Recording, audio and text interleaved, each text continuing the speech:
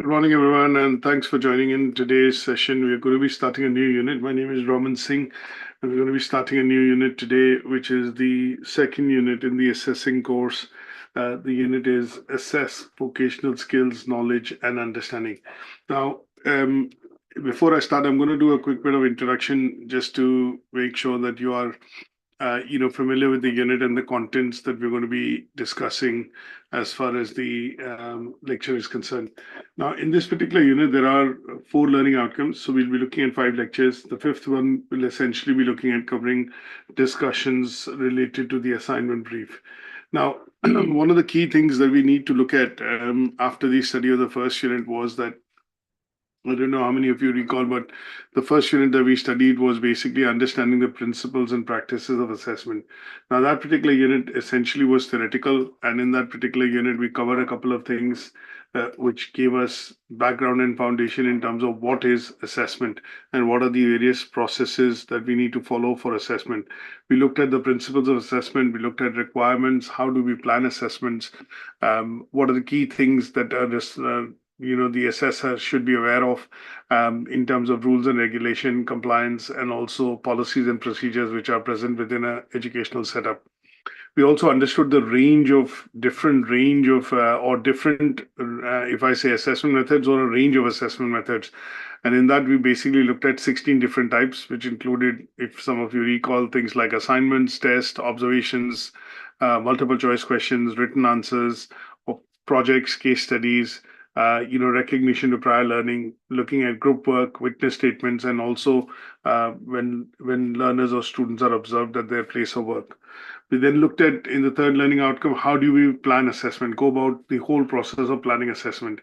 And then we went into understanding the needs and wants of learners so that the assessment processes that we follow and the assessments that we design are fit for purpose and are meeting the requirements of both the awarding body guidelines, but also allowing the learners to be able to achieve their maximum in terms of graded qualifications and also to be able to help them achieve the qualification of the aims and the objectives set at the start of the term. Then we looked at following and building an understanding on how are the assessment decisions made, why the assessment decisions have to follow the VASCAR model, which is they have to be valid, reliable, authentic, current, fair, sufficient. We also looked at some of the initial diagnostics that we do at the start of creating an assessment plan to make sure that the learners on the program or the course are, essentially eligible to join that particular course. Then we looked at the quality of assessment processes. How do we ensure that the assessment processes that we follow certain guidelines, and these guidelines allow us to maintain the sanctity and the authenticity of assessments. That means they are fair, they are consistent. That means they follow certain procedures and guidelines which are set in policies like malpractice, academic misconduct. We look at assessment policy. We also look at things like certain policies that you have to ensure are going to help safeguard the learners in terms of safeguarding policy, looking at ensuring extenuating circumstances policy, and these policies and procedures when follow allow any sort of assessment to be designed meeting the requirements of the learner's need and the course, but at the same time also avoid creating or avoid us in mitigating any disputes which can arise in the areas of I would say assessment, because as a practitioner, when you do assessments, sometimes if learners do not agree with the grade that you have provided, then in such cases you could see disputes arising. And in such cases, what will happen is that you would need to be aware of policies and procedures which are defined within the organization to be able to, then close those disputes. Lastly, we looked at understanding the legal requirements and good practices, how they are instilled within the organization and how these legislations and obviously legal requirements, when they are followed, they contribute to the authenticity and fairness of assessments which are carried out in your organization. Now, we also briefly touched on the role of technology and the importance of CPD, which is career professional development, training and development, essentially in the whole process of understanding principles and practices of assessment. Now, following on from there, we are looking at the unit 2, which is the second unit. And in this unit, what couple of things that you'll notice when I've shown you the unit specification on your screen. First and foremost, you would see that all the learning outcomes are be able to. They're all be able to. That means you have to practically show, the workings of the tasks that you have to do in the assignment at a later stage. In terms of when you do the assignments. So this means that when you look at be able to, and when you look at and understand, they are two different aspects, because understand, to be able to understand, or understand is basically theoretical knowledge that you need to be able to gain. But when we talk about, when we use be able to, that means you should be able to actually put this into practice. You should be actually able to give across examples. You should actually be able to present and or present and discuss examples with relation to the tasks that are being covered. So this unit is a practical unit wherein you'll have to bring in examples from the place of your work, maybe use some of them as annexures to add to the evidence that you have, which you will create when we do the tasks at a later stage in the assignment. Now, focused on understanding what this unit will help us do. So this unit, if you look at the unit aim, it says that it will help us to assess learning and development practitioners' performance in carrying out assessments of vocational skills, knowledge, and understanding in relation to a work environment. Now, one of the clear things that we need to understand before we get into this unit is understand what is vocational. And when you look at vocational education basically prepares people, to become or to have skills. Essential example of that would be when you talk about vocational skills, somebody who works in a salon, like a hairdresser, somebody who works as an artsman, or as a skills tradesman, like a carpenter. You look at a mason, you look at a nurse, you look at a healthcare worker. These are skills all which are essentially going to be called as vocational skills, because these skills are required by people, by tradesmen, by workers, or by technicians in IT or any such profession, and they would be seen as skills that you would develop when you study programs which are going to be skill based. And when you look at education, which helps in developing skills in a particular individual and prepares that individual to use those skills to then gain an employment, they would be called as vocational skills. And what we also need to be able to understand is, just as an example of vocational skills, if I go into a bit of detail and shift you over to the PowerPoint slides, I put some examples in. So when we look at vocational skills, they are basically practical or first-hand skills that a person might acquire after studying a qualification. Now, an example of a vocational course would be that when you get into trainings or learning in terms of taking up a course for a plumber, hairdresser, or a professional cook, or in some cases when you now are taking up a course wherein you're learning to become an assessor. That means you're going to be able to mark assignments, case studies, project work, or look at witness statements, observations. You are going to be looking at learning skills using this unit, which is assessing vocational skills, knowledge, and understanding. Now, the vocational skills qualification, or VTQ, technical qualifications as we call them, are designed to help you gain skills and experience for a particular job that you want to do in a sector. So if somebody is looking at doing a nursing job, or looking at working in a police, or in an ambulance and emergencies, or for example, working as a technician, working as a tradesman, then you are going to be looking at studying what are called vocational technical qualifications. And these qualifications would be predominantly qualifications that will allow you to develop skills that would be required for you to use in your immediate place of work. And that is why these are called vocational qualifications. Now, one of the things that you see in the unit aim and the task itself, of the unit, it says assessing vocational skills, knowledge, and understanding. Now, when do we look at assessing vocational skills? Somebody who has been working within the sector, has competency and has practical experience of working within that sector, to be able to then be in a position after a number of years to be able to assess or judge or pass judgments on somebody's work or output which has been created. So when you look at evaluating practical skills and competencies, which learners acquire through vocational education, that person would be then looking at ensuring that students not only just grasp theoretical knowledge, but are also able to apply it in real world scenarios.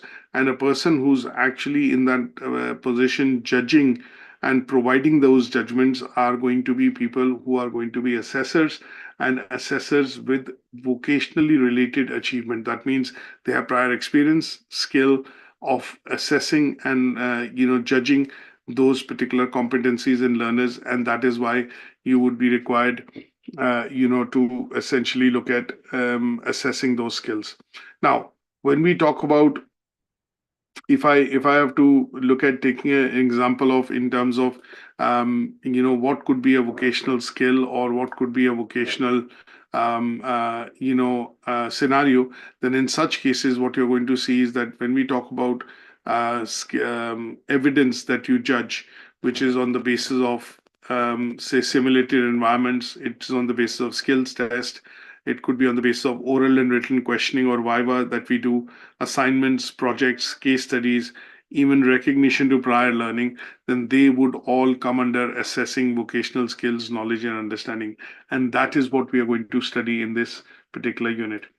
Now, just as a bit of an example, when we look at vocational education, here the ability of the learners to be able to, then produce evidence, which could be a portfolio, it could be an assignment, case study, that which is then assessed by you as an assessor, having knowledge and experience of assessing vocational related qualifications, would be requiring you to put into focus your skills, your knowledge, and your prior experience of working within the sector to be able to successfully assess the learner's work. So here, if I look at some of the theoretical frameworks just to relate to in terms of what do we need to know when we talk about theoretical frameworks, we would need to know the constructivist learning theory, which is fundamental framework relevant to vocational education. This was proposed by Paget in 1977, and here he proposed that learners construct knowledge through experiences and reflections on those experiences.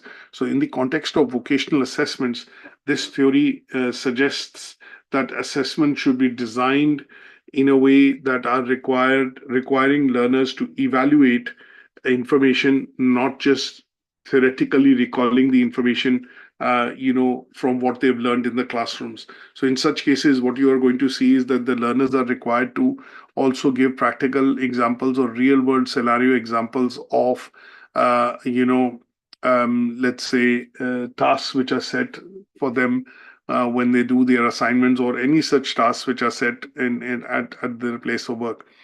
An example of this would be when you do an assignment, for example, when given an assignment task, what says, say, for example, look at, what are the various team building roles and how would these team building roles be implemented within a team. Now, if you look at this particular task, what you're going to see is that learners would be required to, quote theory.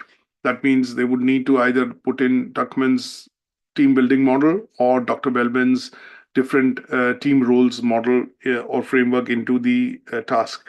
Along with that, what they will have to do is show a practical application of how the roles are, divided or taken up by different individuals working within the teams by taking up a practical example or a real world scenario example. And that is where this constructivist theory, becomes relevant, because it is fundamental to the, framework of vocational education, wherein learners are required to not just reflect on their knowledge, but also provide, examples or examples related to their experience when essentially they are, covering contents or tasks given within the subject area. The next thing that we look at in terms of a bit of theoretical, if we have to look at, is we look at the Bloom's taxonomy. Now, when we talk about Bloom's taxonomy, this was basically proposed by, Anderson and Catherall. and Krathwohl and Krathwohl, German philosopher. So Anderson and Krathwohl, essentially, when they provided and came out with this framework, what they did was they designed what is called a pyramid, and this pyramid basically has become synonymous. Or a framework which has become synonymous, with regards to understanding how the classification of learning objectives can be done at various levels, grouped together into different types of complexity and specificity. So this particular framework which they proposed allows us to understand how do we look at building an or putting together a hierarchical ordering of cognitive skills that can help teachers and students in the classroom. Now, this was pioneered by Benjamin Bloom in the 1950s, and over the years, this framework has been worked on, and obviously, details of this framework have been implemented in all major educational, curriculums across the globe. Now, Bloom's taxonomy is helpful in assessments. Now, what we want to understand is we don't want to look at the framework in terms of what it did, how it helps, and what was the reason it came out. What do we need to know is how is Bloom's taxonomy relevant to assessment, processes. Now, when we look at using Bloom's taxonomy, what we want to be able to do is we are going to make sure that the questions that we design in the assessments are going to cover all the 6 levels, which is remembering, understanding, applying, analyzing, evaluating, and creating. And these 6 levels can be further divided into 3 different or 4 different categories. So there could be knowledge, there could be comprehension, application of analysis, synthesis, and evaluation. So when we do talk about these areas, what we want to be able to do is we want to use the Bloom's taxonomy in assessment to be able to check learners' knowledge and skills effectively. That is why we want to use Bloom's taxonomy essentially, from a point of view of assessment processes. So if we have to take advantage of Bloom's taxonomy, what we are looking at is we need to know what are the various levels, and what questions should be designed for each particular level, which allow us to test the knowledge of the student, their comprehension, allows us to understand how they apply application in terms of analysis, how they synthesize information, and how do they evaluate information when they put this across from a purposes of doing an assignment or a task which has been set. And that is why Bloom's taxonomy, is useful for us as far as the assessment processes are concerned. So if I put it this way, that when we talk about Bloom's taxonomy and when we do mention, the various aspects of it, what we want to be able to understand is how do we design questions or design assessments that will allow learners to be able to, apply their skills and knowledge, and then allow us as assessors to be able to, let's say, assess their knowledge, their application of analysis, their knowledge and their application to the analysis by taking a real world example, and then obviously using it for analysis, synthesis, and evaluation. And that is why Bloom's taxonomy is going to be important for us from a point of view of looking at understanding the various aspects of how it is relevant in the case of assessments. So I'll put this diagram here, which hopefully should be useful,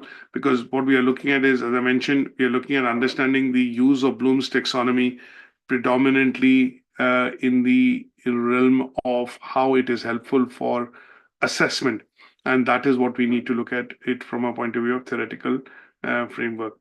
Now, there are lots of different steps in which we prepare, because the first learning outcome says be able to prepare assessments of vocational skill, knowledge, and understanding.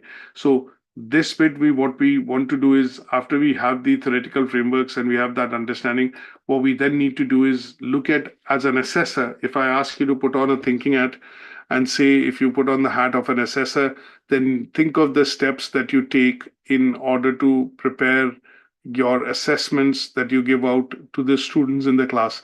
Now, whether you're teaching in a school, an FE college, a sixth form, or a university, or any other educational training setup or a training organization, what you would need to do is, if you put on your thinking hat, close your eyes for a minute, put on your thinking hat, and say if you're an assessor for a particular qualification, how would you start planning and preparing the assessments which will test your learners' vocational skills, knowledge, and their understanding. So here, when we do start the process, the first part that we look at is we look at identifying the learning outcomes. So essentially, if I now, because I mentioned to you earlier that this is a practical qualification, in the sense, a practical unit wherein you need to be able to put across examples. I'm going to show you, say, for example, a particular process through which we put together, let's say, practical put together assessments which are basically both vocational. They are going to test the knowledge of the learners, and at the same time they are going to be also checking the understanding of the learner in a particular subject area. Now, if I share my screen for a second and show you, say, for example, when we start as a process, what is the first thing that we do? The first thing that we do is, if I was, say, for example, assuming I'm an assessor or I'm a teacher who teaches business and management, one of the units that I teach is business environment. One of the first step that I'm going to do is basically, before even starting delivery of this particular unit in the classroom, what I'm going to do is I'm going to go through the unit content, go and look through the various, let's say, the learning outcomes and assessment criteria which have to be covered within this particular unit. So this becomes the first step in preparing assessments, because we want to be able to clearly define what are learning outcomes and how these learning outcomes would essentially be translating into assessment criteria, and these assessment criteria at a later stage would be translating into what are called tasks or activities which learners would be required to do. And because I'm talking about tasks and activities, and in this case, as an example, I'm going to be looking at designing an assignment, and that assignment should be fit for purpose. And that is the assignment which learners would be sitting, compiling their portfolio or evidence. And at some stage, when it is submitted, I would be looking at doing the assessment for that assignment to check whether the learning outcomes and the assessment criteria are meeting, and the evidence is suitable and sufficient enough to meet that criteria. Now, in the first step, I'm looking at things like the unit aim, looking at its graded qualification, looking at the learning outcomes and the assessment criteria in detail. What are the various learning outcomes? How many learning outcomes have merit and distinction criteria? Where the merit and distinction criteria are combined across learning outcomes. And then I'm going into details of what is the indicative content which is required to be taught within the class when I look at covering the learning outcomes and the various assessment criteria. I'll also look at the list of resources which are designed and required to teach this particular unit in the class. And they would be a combination of textbooks, technological resources, websites, and journals or articles that will be also provided to learners from a point of view of you doing detailed study. Now, in some of the cases, I will also be looking at what would be the output evidence which the learners would be required to produce when they submit the work for assessment. So in some cases, as you can see here, it talks about giving an idea in terms of this is the learning outcome, and these are the various units. I would say not the units, but various learning outcomes in other units which have related content that can be cross-referenced by the teacher would be listed here. So this also would be taken into account when I'm designing the assessments. Now, in some cases, when I look at universities and when I look at colleges, they also sometimes create what is called a rubrics structure.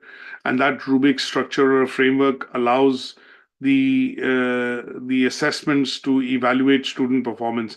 Now, they reflect the criteria which are essentially going to be a part of the learning outcomes defined in the unit specification of a unit.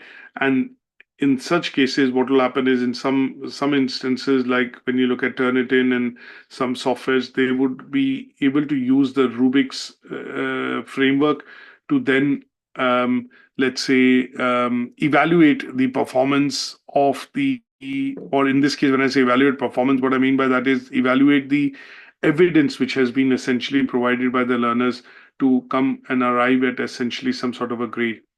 Now, we would also want to look at why this unit is important and what are the various employability and study skills which the learners would need to develop, because we are looking at vocational qualifications, and these qualifications lead to the development of skills which are required by employers. So this would be the first part of how I look at being able to prepare assessment of vocational skills, knowledge, and understanding by going through and deconstructing or, essentially creating my schema work and lesson plan to be able to teach and deliver this particular unit and its content within the classroom.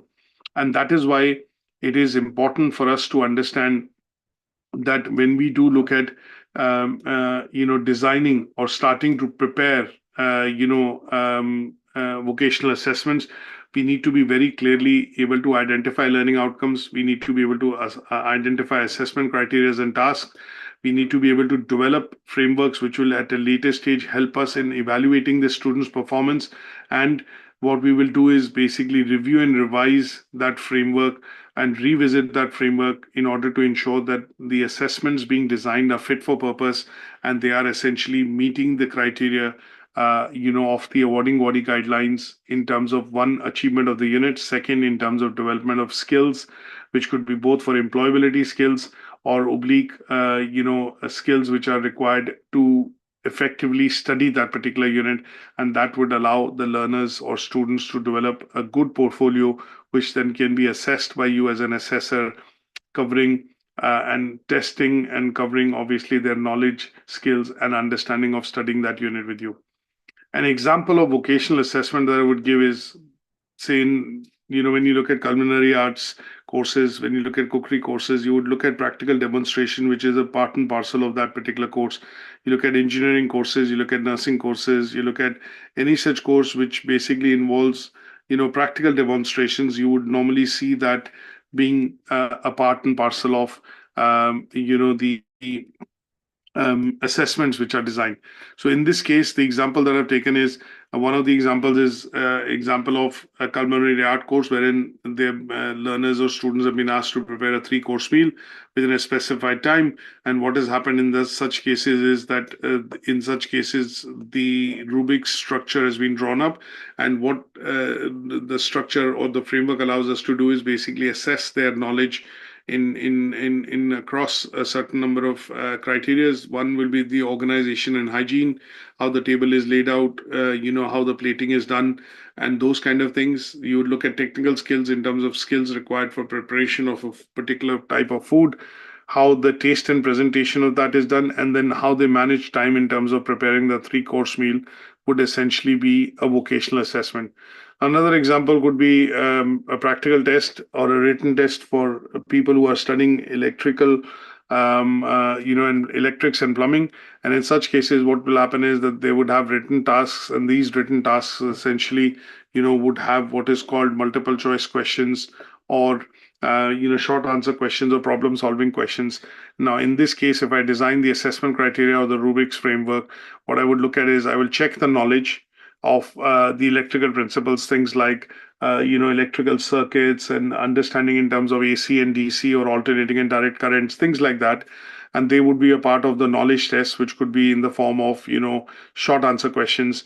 Then application of knowledge would be practically them demonstrating or doing something.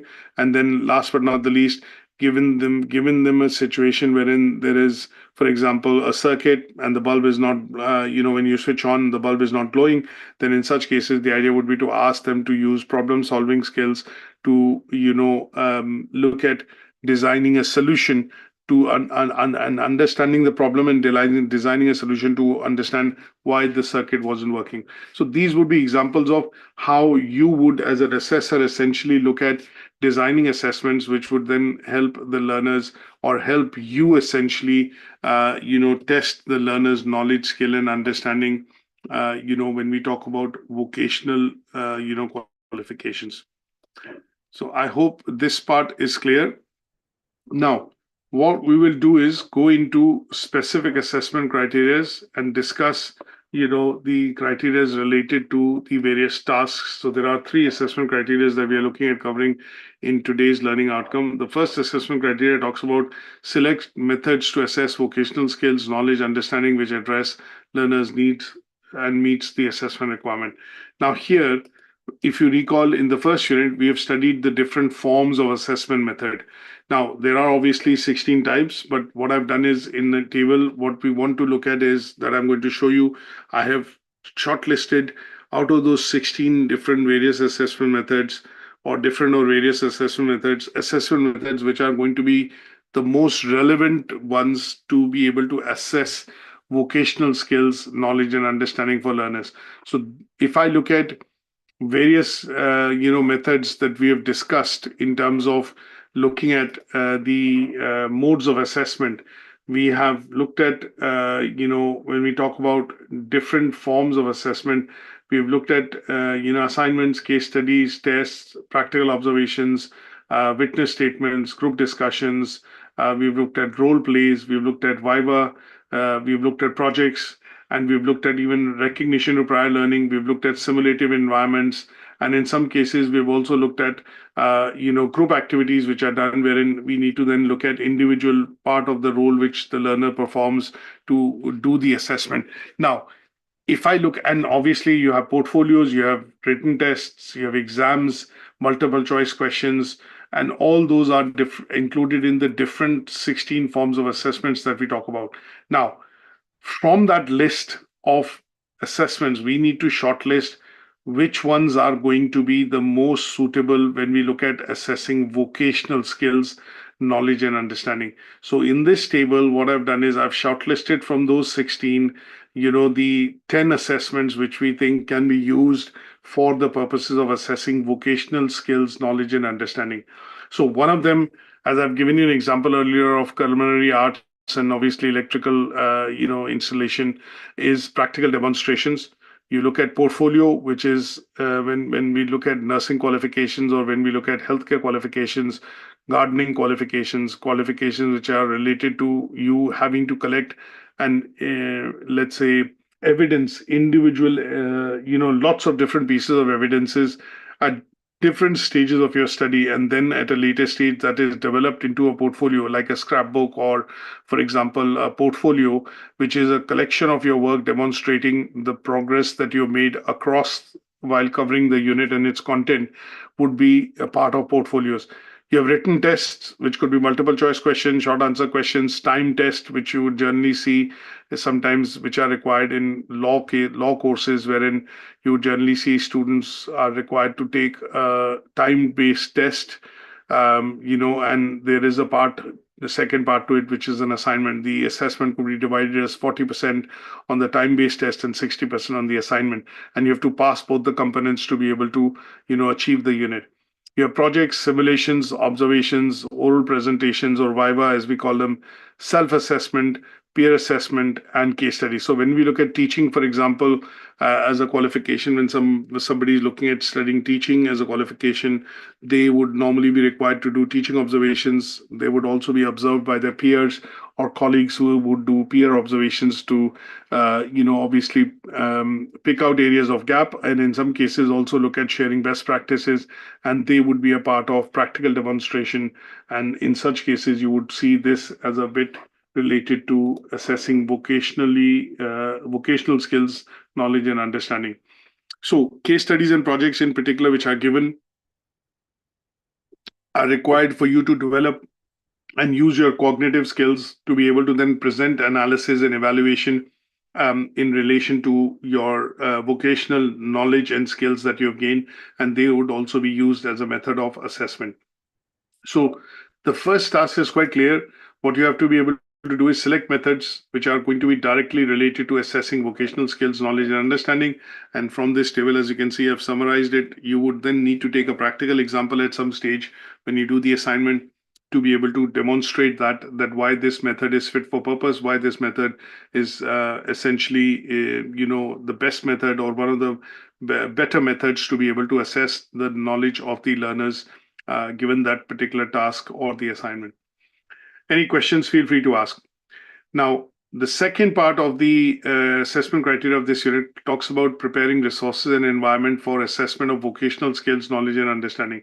Now, there will be a lot of usage of this word vocational skills, knowledge, and understanding, so VK and U.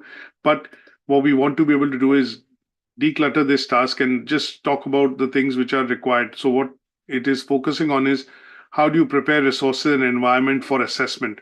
Now, basically, when we look at the planning part of the assessment or the assessment cycle that was covered in essentially task one, and for those of you who recall what we covered in task one, this is where what we need to look at covering in this particular assessment criteria.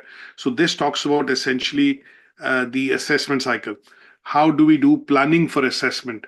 How do we create the collate the resources or create and collate the resources and environment in such a way that we are able to then carry out vocational assessments, which is basically testing learners' skill, knowledge, and understanding of something which has been delivered in the classroom. Now, when we look at preparing resources and obviously conditions for assessing vocational skills and knowledge, what we need to be able to do is put together, a plan, and that plan is basically the assessment plan that you put in place to identify how you are going to be then testing the learner's ability in terms of what they've studied in that particular subject area or unit. So you start with planning. That planning part of it, if you recall, we covered what is called the assessment cycle. The assessment cycle essentially consists of four parts. One, defining learning outcomes, identifying those learning outcomes, making sure that you have resources which are allocated to be able to teach and effectively deliver the learning outcomes. And then when you are looking at the teaching part of it is already done. And then at some stage, what you're going to be looking at doing is ensuring that the desired outcomes or results are essentially, achieved. So the planning part of it becomes quite important, because when you start the process of, I would say, analyzing results basis what has been taught and delivered in the class, what you would at that stage be doing is basically assessing learners' abilities, their knowledge and skills that they've gained by studying that particular, qualification. So in such cases, what you have to do is you have to identify very clearly what would be the ideal methods of assessment, and those have to be aligned with the learning outcomes and the assessment criteria of the unit, and they would essentially then allow the learners to conform and achieve, I would say, the tasks which have been set in the assignment or the activity that have been given. So it is very important for us to clearly identify what resources would be required and the environment, which means that the tasks which have been set are going to be set in a way wherein there is ample amount of resources available, which could be reading material, articles, journals. In this case, if it's an assignment, if it is a practical task, then in some cases, going back to the example of culinary arts, obviously, if you've given the task to the learners to prepare a 3-course meal, then cutlery, the various ingredients and the resources in terms of preparing the 3-course meal are available. Infrastructure wise, the gas, the hob, microwave, cutlery, all those things are available for the learners to be able to then demonstrate that particular skill and carry out that particular task. So identification and agreement of the assessment methods is also very important, because this would allow the various stakeholders, in this case, the learners, the teachers, and the assessors, to ensure that these methods being used are fit for purpose, they are appropriate, and they are acceptable for the purposes of carrying out those tasks. And when you carry out those tasks, the learners at some stage would need to be observed, and monitoring would need to be done. And these would be done in the form of direct observations. In some cases, it is done in the form of recordings. And when we do look at recordings, what we are looking at ensuring is that the recordings of it, like in my case, when we do these lectures, we do recording of lectures for various reasons, because one, they are used for teaching observations. Second, if learners have not joined the session, they could actually get hold of the recordings to be able to, revisit what has been covered in the class. And also, it creates a record for somebody to go back and revisit to see whether the way in which the content was taught and delivered, was it fit for purpose, was it covering the indicative content and the desired learning outcomes and assessment criteria as given in the unit by the lecturer. And that would be the bit why we need to look at agreeing on how the method or delivery would be done, the ideal agreement on the delivery methods to be done. And at some stage when the delivery is happening, then you're looking at observing and monitoring, and these could be direct observations, recording consistency in order to ensure when we look at standardization meetings with various assessors. And then towards the end, you look at evaluation, wherein you review the data which has been collected or review the assessments and identify, the various trends, whether the learners are achieving a pass, merit, or distinction. Are there certain areas in which they are lacking? Are there certain tasks which are failing or not meeting the criteria? In such cases, the assessments would need to be adjusted, and obviously the methods for delivery would need to be adjusted, and that would allow them to become fit for purpose, or at some stage, become suitable for the purposes of delivery. Now, there are lots of other bits that we look at in terms of, when I say feedback in general, because at the end of the year, what will happen is that at some stage you would be required to do analysis on whether the objectives which were set for the course of the unit have been achieved or not at the end of the term or at the end of the year. Now, in such cases, feedback becomes very important. So when you look at standardization meetings, when you look at planning which has been done at the start of the year, when the course is being started, the unit has been started, we need to be able to look at reflection, and we need to be able to look at feedback on that planning. Review has to be done in order to identify whether the goals which were set were achieved, the goals which were set were not achieved, or if there were gap areas in those goals. And in such cases, what you have to look at is go back again to the drawing board, wherein you look at understanding what resources were required, what resources were taken into account for delivery of the qualification, what were the, in what environment or what kind of assessments were essentially set, and were these fit for purpose, and at the end, did they allow, these goals which were set to be achieved or not. And in such cases, feedback process becomes quite important. So when we look at an example in terms of summarizing, how do we look at preparing resources and environment for assessment? We need to look at planning and preparation. We need to look at identification of the assessment methods and agree those assessment methods with the key stakeholders, the students, in this case, the tutors, the lecturers, the IQA, and also the course leaders or the program leaders.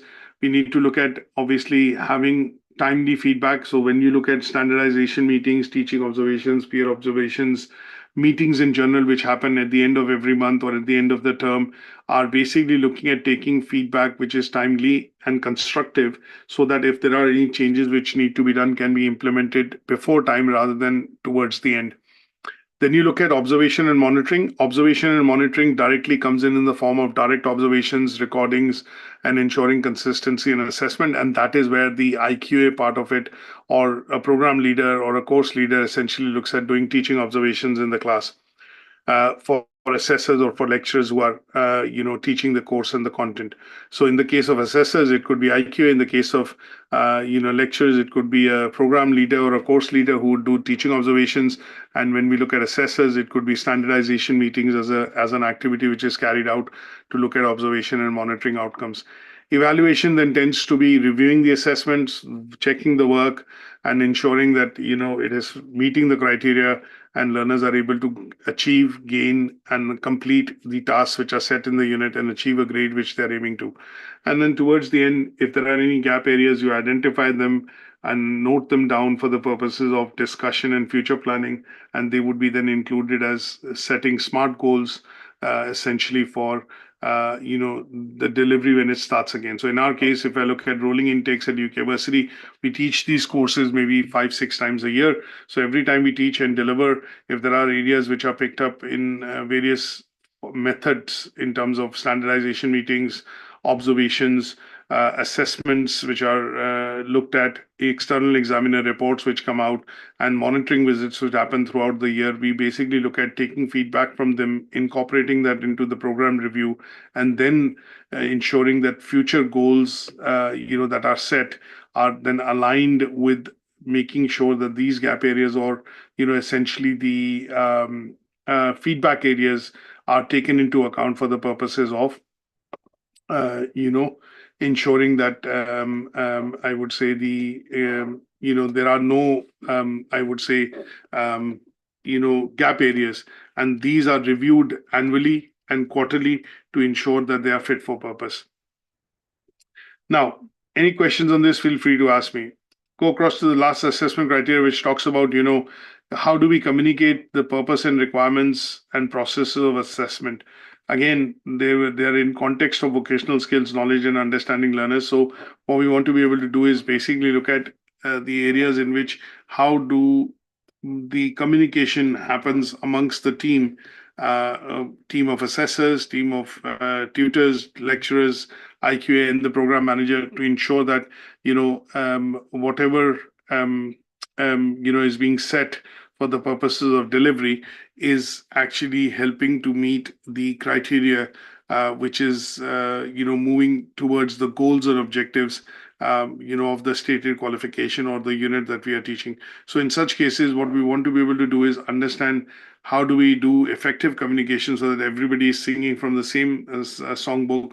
They have a very clear understanding of the purpose, aim, and objectives of the qualification, and how the assessments at the end of it would be carried out to ensure that learners are able to develop skills and knowledge and understanding of what they've been taught.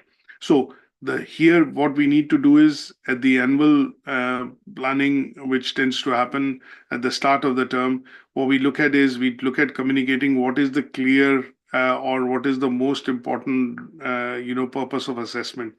The purpose of assessment is to look at understanding learners' competence. They're identifying their strengths and weaknesses, looking at how do they achieve the goals and how do they move towards achieving and completing the qualification. And those are the requirements, purposes of assessment.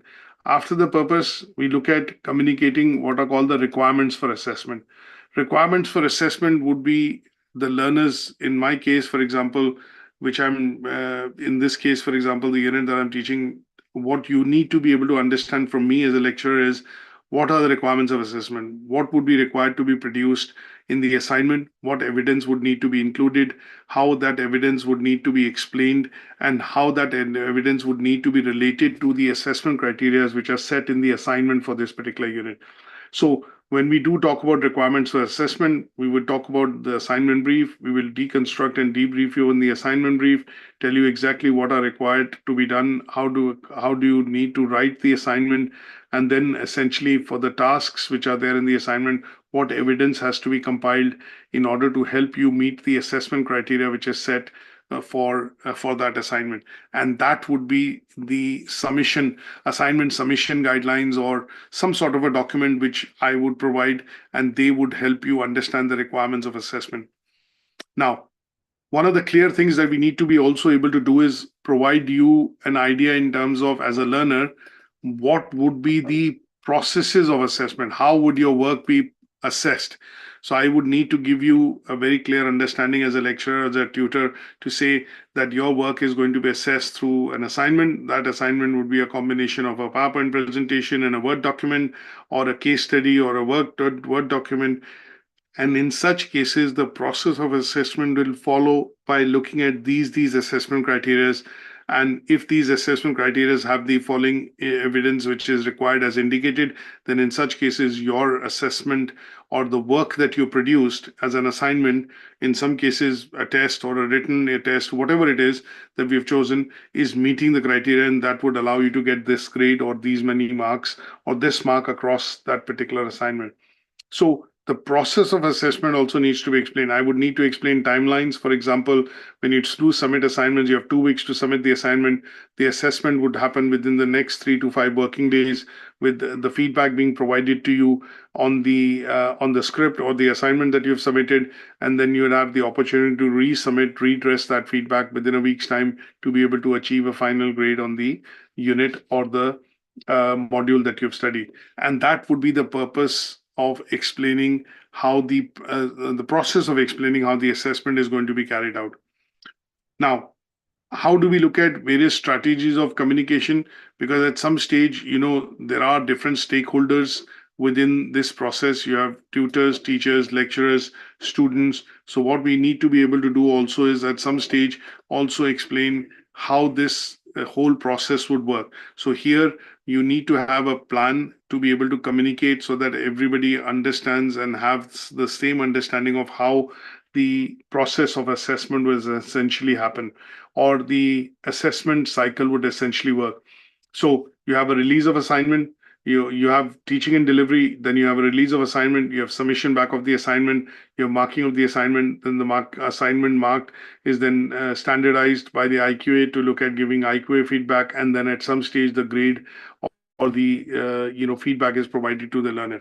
So this communication typically tends to happen through certain standard policies and procedures set in the organization. This could be a student handbook, a course handbook, it could be an assessment policy, it could be an academic misconduct policy, it could be something that is done using assignment discussion sessions, and it could be something which is also regularly updated on electronic bulletin boards if the college or the institution uses things like Blackboard, Moodle, and there would be subtle reminders sent out to students to say, okay, your assignment is due on such and such date, the assignment is released on such and such date.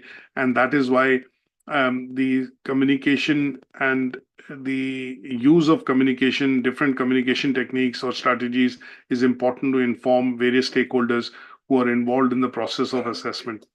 So in order to summarize, what we want to be able to do in this particular task is to look at understanding what could be the various ways in which communication can be done to inform learners about the purpose, requirement, and processes of assessment.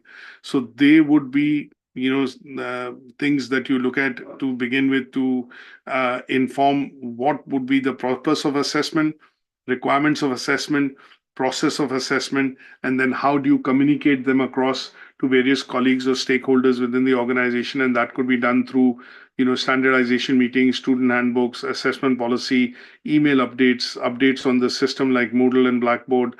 You could also towards the end also have assignment discussion sessions with the students when the unit is complete, and at some stage these would then also be done through what are called meetings, which are held between various members of staff who are involved in the delivery of the qualification. So teachers, assessors, teaching assistants, course leaders, and obviously lecturers who teach and deliver in the class. So I hope this particular assessment criteria is clear and it helps you understand the discussion that we've had on learning outcome 1, which is be able to prepare assessments of vocational skills, knowledge, and understanding. Now, if you have any questions at any given stage, feel free to ask me by dropping me an email on learner work, and a copy of this recording and this presentation would be available on Moodle shortly. So hopefully we'll catch up with you, in the next session to cover learning outcome 2. Until then, take care. Thanks and bye for now.